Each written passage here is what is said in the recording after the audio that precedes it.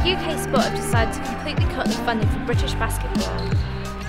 Future funding will only be provided if GB Basketball meets strict performance criteria. But what does this mean for British basketball and the future of the sport?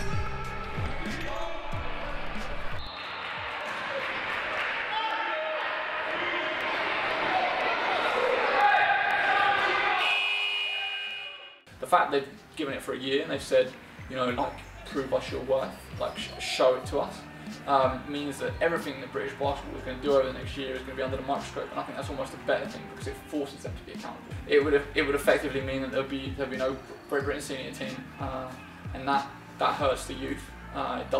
It gives them very little to aspire to. You know, to have youngsters be able to look up to players like the Wild Deng and Joel Freedon and Dan Clark or whoever, you know, and say I want to represent my country, Great Britain, one day I want to compete in the Olympics. It's something to work towards, and if that doesn't exist, that definitely hurts.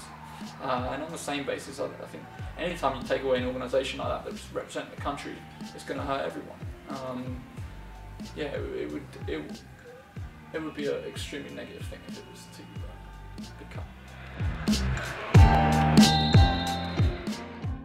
I think the government cuts are slightly misguided, but there's probably a lot of reasons for that. Funding goes predominantly to a lot of the medal-winning sports and a lot of the traditional sports.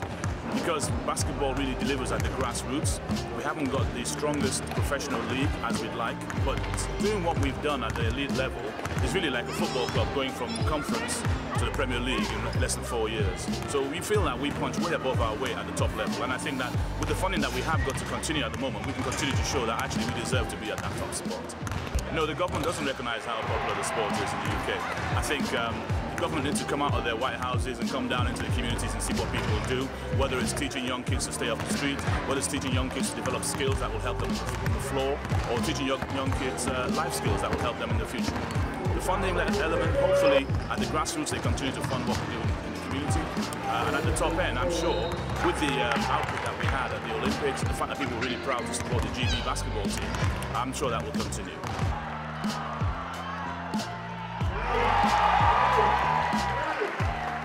Basketball's a sport that people get hooked on very easily when they play it. So I've been playing since I was age of 6. Started playing, then got into coaching, and then, you know, people stay in the sport a lot. It's one of those sports that grabs people. The UK is driven by football and other sports, but it's very popular. Stats have shown that it's the second most participated sport from 11 to 15-year-olds, which is huge, but not a lot of people know this. So basketball's played everywhere, outdoors, indoors, all over the country. So it's very heavily played. I just don't think it's documented well.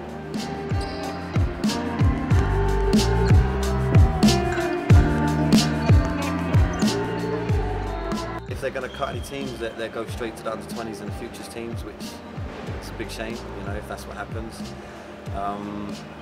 It would be devastating, it really will. You know, I mean, if there's no Team GB, Olympics, Eurobasket, the qualifying championship, those kids won't have anything to aspire to be. You know, kids want to play for their country, they want to be the next Wild Deng, Pops Mensah-Bonsu, Joel Freedon, they want to be those guys.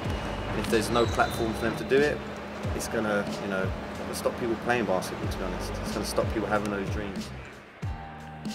When I'm older, that's what I want to be. I want to be someone like him, someone who like everybody knows, everybody like wants to be like him as an inspiration.